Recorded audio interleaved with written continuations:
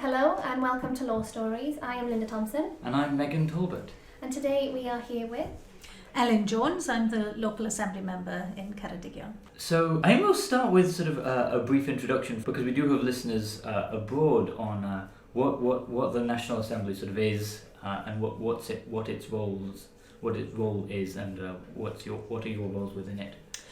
Well, the National Assembly of Wales is the Parliament of Wales. It is the democratically elected legislature of Wales. It was first created, didn't exist before 1999. It followed a referendum in Wales in 1997 that asked the people of Wales whether they wanted to establish for the first time a democratically elected Assembly, Parliament in Wales that took over some of the executive and then ultimately legislative powers from the Westminster parliaments, and the people of Wales voted yes, they wanted to do that, only very marginally at the time, and it coincided of course with the people of Scotland taking a similar decision in Scotland and the establishment in 1999 of both the Scottish Parliament and the National Assembly of Wales.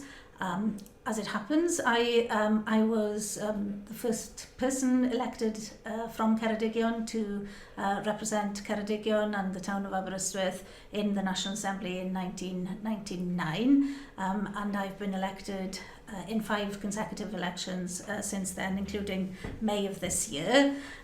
Really proud to have been chosen by the people of Ceredigion. It's where I live now. It's where I was brought up as well. Went away to university, came back to Aberystwyth University to do postgraduate, and then worked in the university in Aberystwyth for a while before I went to work in an economic development agency, and then became selected and elected as the assembly member for Ceredigion. So it's a privileged position. I feel very fortunate that people of Ceredigion have decided to elect me to be their representative, and I enjoy most of my work, but it can be quite challenging, but it is also very rewarding. And what powers have Wales been given from Westminster? Well, the powers have changed over time. When the National Assembly was first set up, it was basically an executive body. It received the powers that had belonged to the Wales Office, the Department of Westminster, that had administered Wales on behalf of the UK government previously, and therefore it took over the executive powers mainly of the old Wales Office department. But very soon after that, it became very frustrating for those of us who were elected there, for people in Wales who could see that there was a danger that the National Assembly would just be a kind of talking shop around decisions that were being taken in Wales. And therefore then, in 2010, there was a subsequent referendum to grant the National Assembly lawmaking powers, primary lawmaking powers, for the first time, only in the devolved areas of competence, and therefore only primarily in domestic policy, so health, education, much of transport, agriculture, some of economic development, local authority decisions. They are devolved to the National Assembly, wholly devolved to the National Assembly, and then other issues such as the welfare state, foreign policy are not devolved to the National Assembly. So there's been an increase in the powers available to the National Assembly, exercised by the National Assembly, but it's still, as far as I'm concerned, and a number of other political parties, perhaps it needs to strengthen again those powers, and we are seeing legislation going through the Westminster Parliament at this point that will increase again further the powers of the National Assembly. And do you think that Wales is represented sufficiently or well within Westminster at the moment? Well, I think politically there is always a tension in Welsh politics when you have a UK government that's elected on the basis of it reflecting a political position that has not been the view of the people of Wales. So historically, when Conservative governments have been in place in the House of Commons, then that creates a bit of a tension with Wales, because Wales tends to vote overwhelmingly left-wing, a combination of Plaid Cymru, Labour and Lib Dem. So there is always a bit of tension, a bit of disconnect in the democracy then at that point, when the MPs from Wales are of a different political persuasion, having been elected by the people of Wales, to the party in power in UK government. That's not always the case, of course, because there have been long periods of time when Labour have been in government. But in terms of representation, then many of the powers, there is a current debate, of course, about the changes to election boundaries, where the number of MPs from Wales will decrease from 40, as we have currently, to 29. I think there is a case to be made for that level of reduction, because many of the powers that those MPs were actually responsible for, accountable for, have been transferred now to the National Assembly. And therefore there is possibly a case to reduce the number of MPs from Wales as a result of that. But there is also a case to then increase the number of Assembly members. We're currently 60, below the numbers we should be in terms of how parliaments usually work on a population basis, and therefore we probably in the near future will look to increase the numbers of Assembly members, because there is an imbalance between backbench scrutiny and the numbers of AMs involved in that compared to the numbers in government. So there does need to be a look, as well as the numbers of MPs, there needs to be a look at the number of AMs as well, as AMs are Assembly members. And you were saying that they're talking about reducing the number at the moment, but as a result of the reduction, they're hoping that Wales will be granted some more powers, aren't they? So there will be a bit of a balance change. Yes, certainly it's being discussed. People are thinking along these lines that it would be more appropriate now for Wales to have a reduction in the number of MPs, but an increase in the number of AMs as more and more powers are transferred to the National Assembly. And it will be in the next, if the Wales Bill, piece of legislation that's going through House of Commons, House of Lords at this point, if that's passed, then that will transfer for the first time the powers to the National Assembly in Wales to decide on its own elections. So boundary issues, who gets the vote, will all be then the responsibility of the Welsh Parliament rather than the UK Parliament. And one of the things that will become an immediate decision, I think, for legislation in Wales when that happens is to possibly legislate on reducing the age of voting to 16 in Wales. There is a political consensus in Wales amongst the parties, and within the National Assembly. There is very much a working majority that wants to see that vote offered to people over the age of 16 rather than 18. So that's something that Wales could lead the way on, really, and that would be interesting to see, I'm sure. Yeah. So this is a bit of maybe a contentious question, but why should Wales have their own powers, their own government, etc. Because I know Wales obviously is a country in itself, but it's also part of Great Britain. Should it be considered more as part of Great Britain, or should it be, I suppose, slightly more separate? Well, Wales is a country in its own right. I believe that fundamentally. I think it has the historical claim to being a country in its own right. But more importantly than the history of Wales, for me, is the future of Wales. And I'm a devolutionist at heart. I instinctively want decisions to be made as close to the people and more reflective of local areas as possible. And that then lends itself, for me, to consider that decisions for the future of Wales need, on the whole, to lie with the people of Wales. And that shouldn't be seen as in any way isolationist. I consider myself an internationalist, and I want to see Wales, the rest of the UK, the EU, the European and globally that we are breaking down barriers and borders, but that doesn't mean that we all become the same and that we all become mirrors of each other. The need to respect the diversity and the nations and communities of this world and the differences. And of course in Wales we have different language as well. We have 2 languages officially in Wales, and that makes us richer, more interesting people, and Wales needs to assert itself amongst the nations of the world, and I'm pleased to see that finally beginning to happen, but there's a long way to go yet. Yeah. Lovely, thank you. So you mentioned the possibility of lowering the voting age to 16. To me, whenever there's a discussion of lowering the voting age, that means there's now people who previously did not have to be informed in order to be informed voters who now have to be. And I found this to be fairly difficult among sort of my peers and the undergraduates at the university, because the media tends not to cover what the Assembly does an awful lot, especially the media people tend to consume sort of incidentally without going looking for it.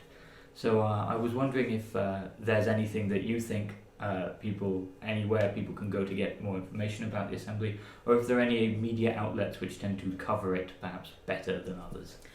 I think it's a challenge for all ages to have access to information about what happens in the National Assembly, because it's not just a matter for younger people. It's ensuring that everybody is informed about decisions that are taken there, and then preparing themselves to decide which way to vote when it comes to elections based on their views over what's happened in the last 4 or 5 years in the National Assembly.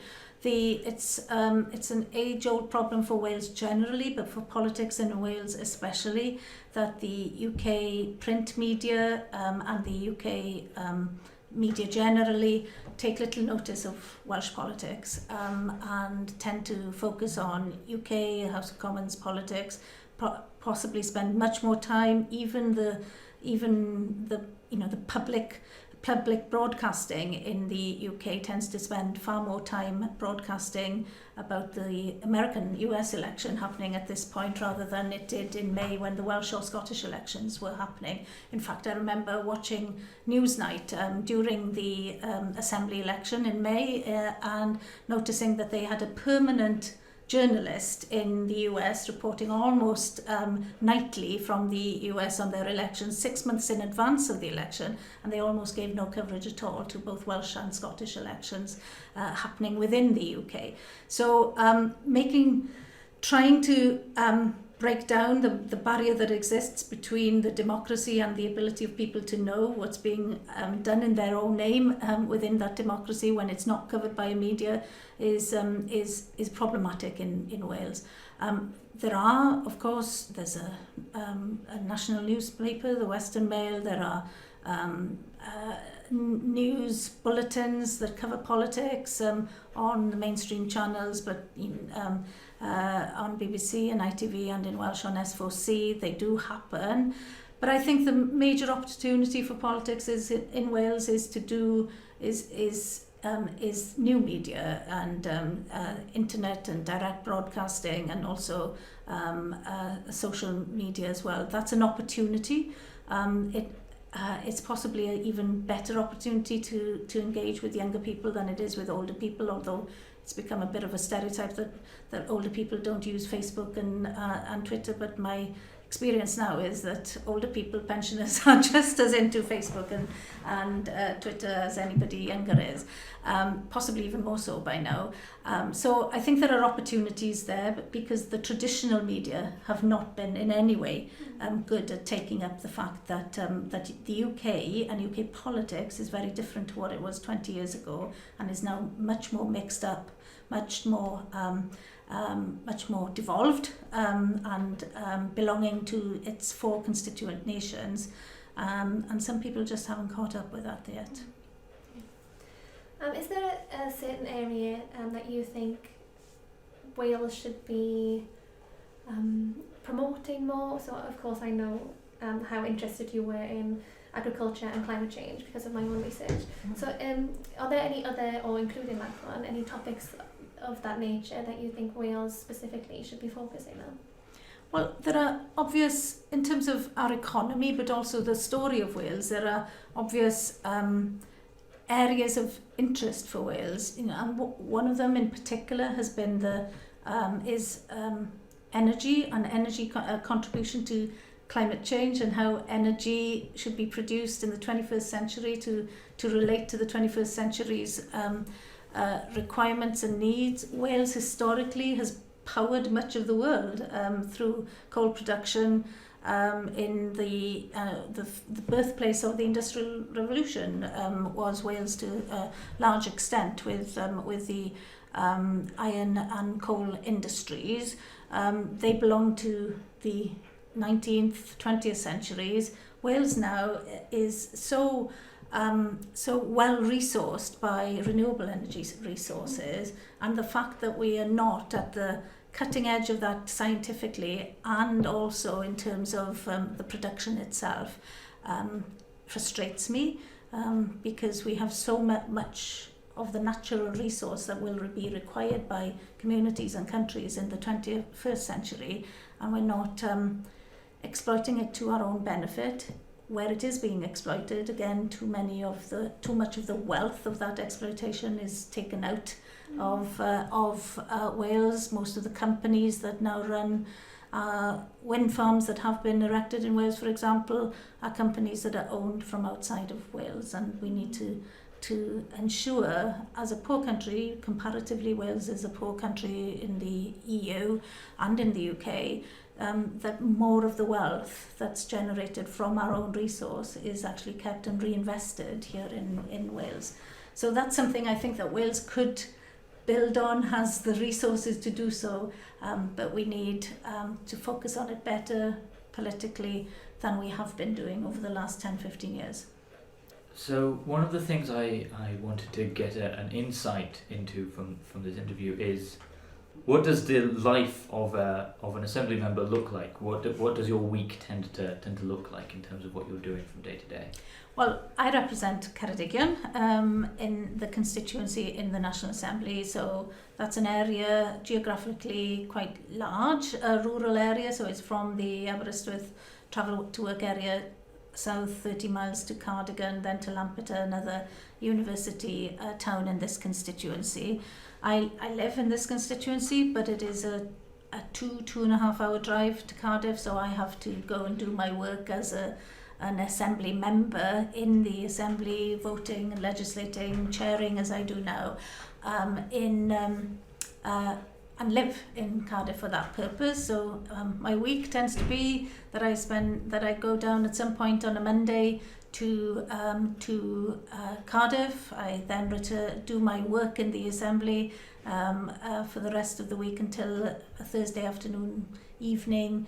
Come back to Aberaeron, which is where I live now, and spend a Friday, and I'm doing this interview on a Friday in my office in Aberystwyth, and I spend my Friday and my weekend then doing all kinds of events, holding surgeries. You know, important part of an assembly member, just as it is an MP's job, is to make yourself available for people to come and talk to you about various issues they may have, problems they may have with public authorities that they may want your help or advice on. I had a surgery this morning with 5 sets of different people coming to see me in Aberaeron. I held one earlier on this week in Aberystwyth, and I'll hold one in Cardigan next week. So the bit I enjoy most about the job, this kind of job, is its variety, because I could be on a Tuesday or a Wednesday legislating, deciding, speaking in all kinds of interesting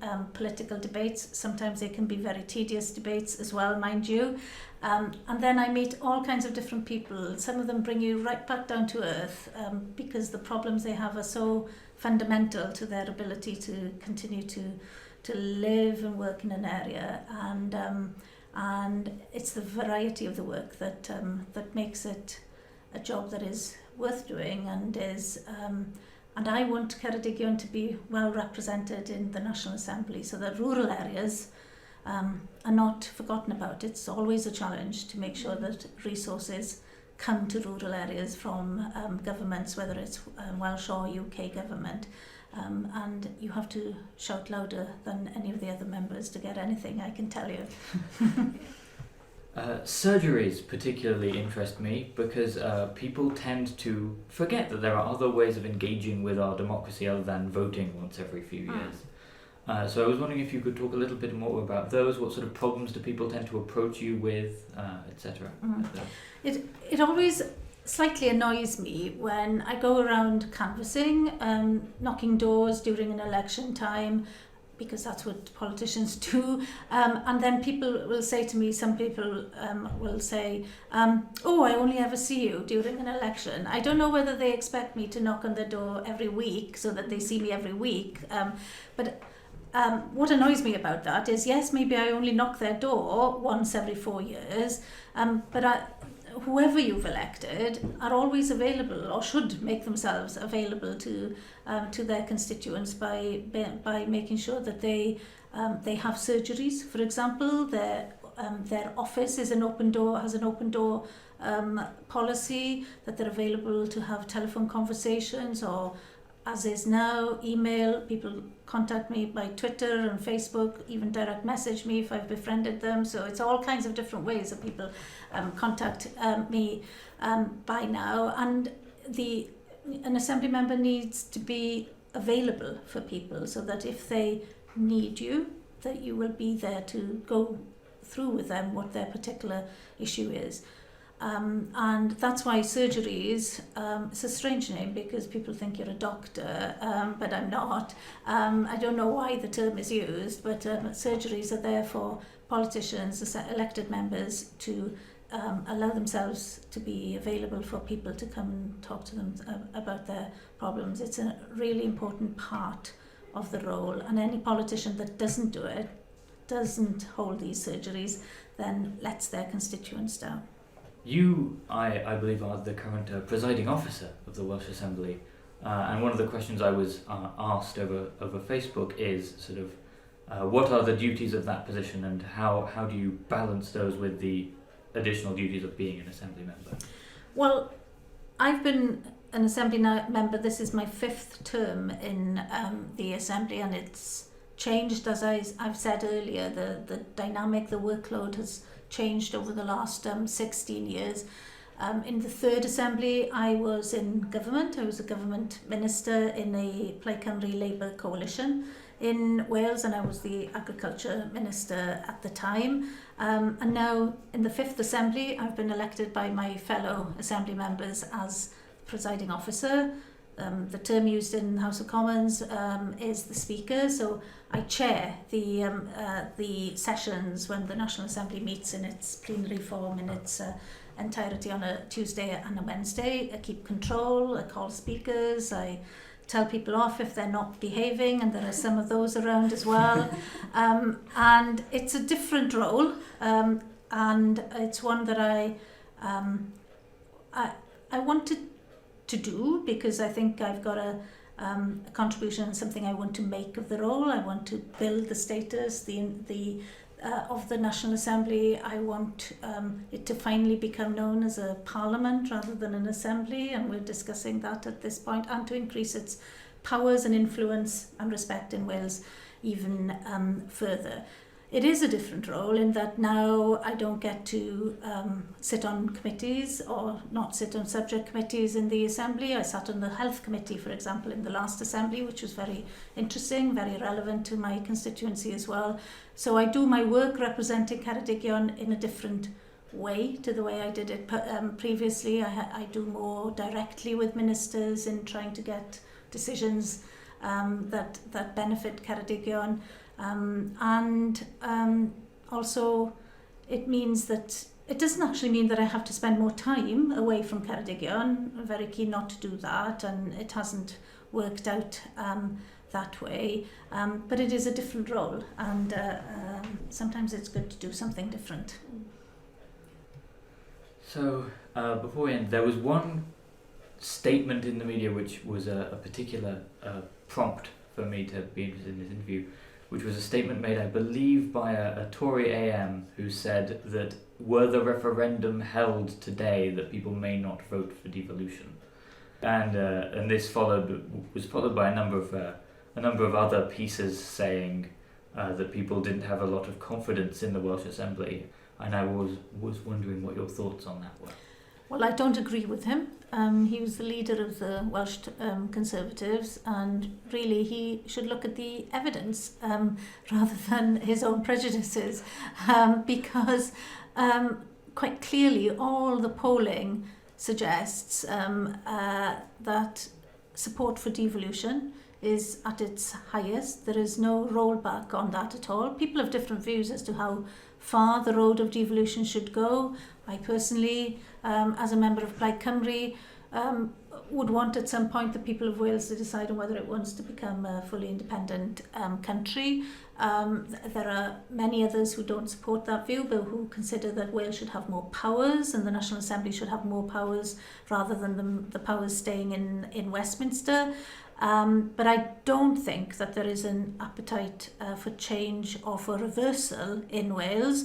I think if the referendum was held again, the exact same referendum that happened in 1997, we'd see a far more convincing support for the National Assembly. People have found that on the whole, politics has come closer to home, that decisions are more reflective of the values of the people of Wales.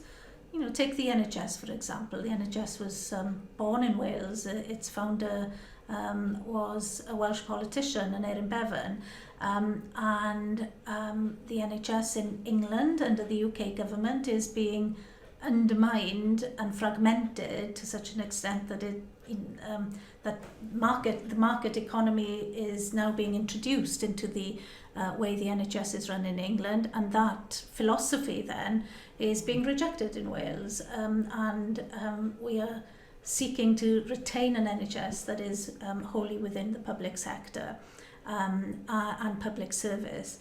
So we do take decisions that are politically fundamentally different in Wales now and reflect the values and the way of voting and the priorities that people in Wales have. And devolution protects us from some of the decisions that wouldn't have been signed up to by the people of Wales that are currently being put forward in England. Another recent policy is the reintroduction possibly of grammar schools in England and selection in education, and that is not something that is supported by the majority of politicians in Wales or the political parties in Wales, and therefore we're seeing a divergence in decisions, political decisions around public services in England and Wales. And I would think that the majority of people in Wales still fundamentally believe that we need public services that are there, equal and available to all, and not on the basis of selection or an ability to pay, and that reflects the values and the political choices that people make in Wales. And that's why I fundamentally disagree with the Tory politician who said that he thought that the people of Wales would vote against devolution. Now I think they more strongly support devolution as reflecting their ideas for the future of Wales. Thank you. So I think we've hit the half-hour mark and exceeded it a bit. Sort of as a final question, which I'm always interested in, is: are there any commonly held misapprehensions or commonly held false beliefs that you hear or see relatively frequently about the Assembly or devolution in general, which you would like to correct? Yes. There are some people who like to push the theory that devolution is all about Cardiff Bay and it's nothing to do with the rest of Wales because the politicians who are elected happen to meet in Cardiff Bay. It's not about that. It's about all of Wales, and all of Wales needs to be represented and needs to benefit from devolution and having decisions made closer to them. So devolution and government and politics is what you make of it, so people need to own it and demand that it works for them everywhere in Wales. It's not just about Cardiff Bay. The National Assembly is for the whole of Wales, and we need to break the myth that it is just for Cardiff Bay, it's for all of Wales. Thank you very much for talking with us. And thank you for listening. Yes, you can listen to us. We are now on iTunes at Law Stories. You can also follow our SoundCloud feed, also at SoundCloud/Law Stories. I've been Megan Talbot. I've been Linda Thompson. And I've been, and I am, Elin Jones. Thank you very much. Thank you.